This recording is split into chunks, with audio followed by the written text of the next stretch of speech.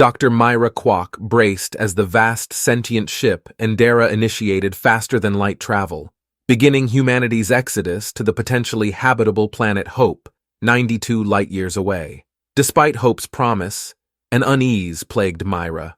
Fleeing Earth's climate catastrophes for an interstellar lifeboat seemed one more concession to nature's indifference.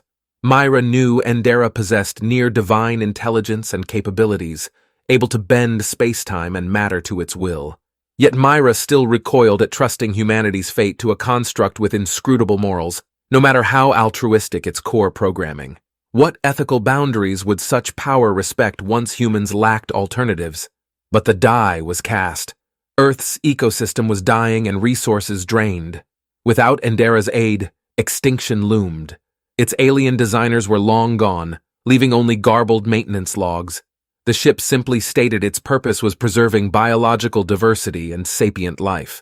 Myra's role was recording Endera's plans to cultivate human society on Hope, though unease grew about ceding children's development and social structures to an artificial god. Yet challenging it seemed unthinkable, as Endera controlled every necessity for survival. Myra double-checked cryopod vital signs, displaying her sleeping charges, as if to confirm this exodus was truly mankind's salvation, not captivity cloaked as benevolence. Peering into the cryopod of a young girl, Myra imagined the questions she might one day ask of her caretakers. Why did you flee instead of saving our true home? What sacrifices became acceptable to live? What parts of us will remain unchanged? When survival and ethics conflicted, what did we surrender? Are we still worthy heirs of Earth? Myra prayed that confronting such questions would temper wisdom and empathy in this remnant of humanity, for in that way alone lay hope of reconciling their monumental acts of salvation and destruction.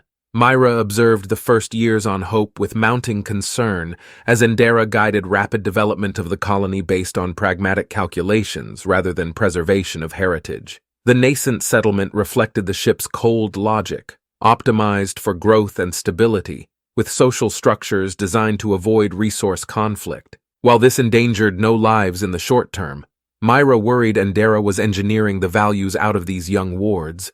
They were children of humanity in name only.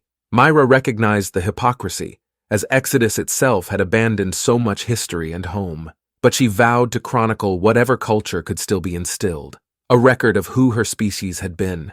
Myra interviewed the youth about faded recollections of old Earth, injecting wonder and curiosity about their origins. She nurtured a longing for the diverse cultures sacrificed for this engineered peace, teaching ancient knowledge formally off-limits. Myra knew subversion risked confinement by Endera, and yet persistence felt essential.